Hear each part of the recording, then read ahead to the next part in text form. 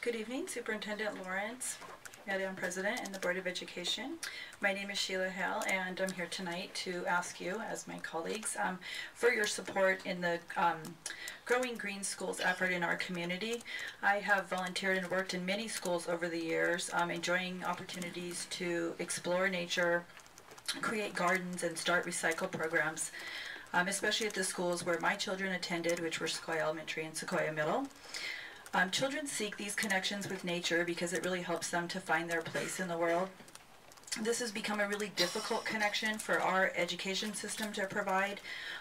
Now more than ever, because of the budget cuts, these experiences have become very limited to them. It was really sad to see the district science center close just a few years ago. That was a place where thousands of students were inspired by environmental education, including myself and my children. The environmental education programs that afforded were very unique and something that are now missing. Providing this context for children to learn environmental stewardship really is a necessity. We just have to work harder now to find ways to integrate these concepts into their educational experiences so that they can understand the value of our natural resources and learn how to conserve them.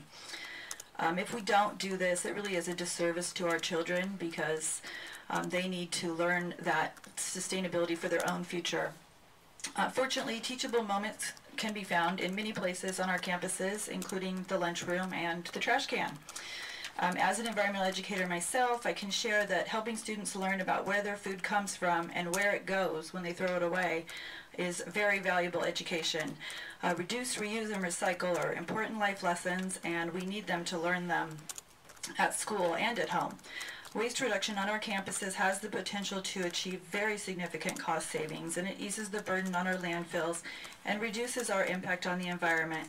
I've worked with many schools and school districts in Contra Costa on sustainability issues through my nonprofit Sustainable Schools Project, and know that it requires a collaborative effort that involves students, parents, teachers, and administrators.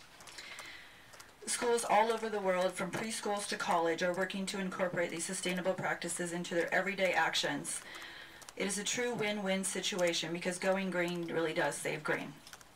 My Diablo High School's Digital Safari Academy is going to help me this summer to create a website so that we have a forum where we can allow students, parents, and administration to share best practices, to share their successes and challenges at their schools as they try to green their campuses through a variety of efforts. And we're looking forward to ramping that up and sharing that with you all. We're eager to help build green teams in our school communities, and we respectfully request your endorsement of these efforts as we begin to move forward, and would be grateful for an opportunity to be on the agenda for an informational presentation as well. Thank you. Thank you. Well done. Dr. Lawrence, I'm assuming that any school in the Pleasant Hill area that's interested in that can just contact Ms. Helper or any of these ladies and get started on their campus. Yes, we can get the principals in contact with one another. Thank you. Can I just ask where the compost goes? I mean, it's a simple question. Sequoia has a number of teaching gardens around the campus. There's a butterfly garden. There is a vegetable garden in the kindergarten area. One of our parents is hoping to start a school-wide vegetable garden.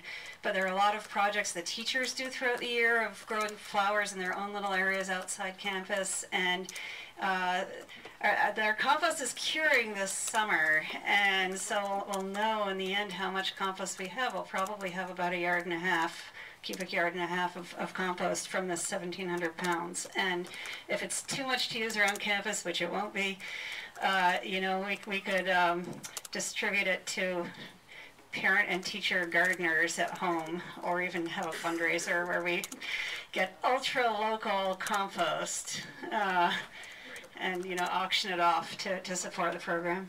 Well, thank you. We'll work with the schools and we can bring back an information item.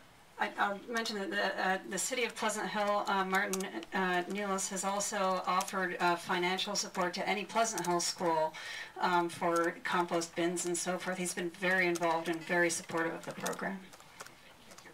Okay, the next item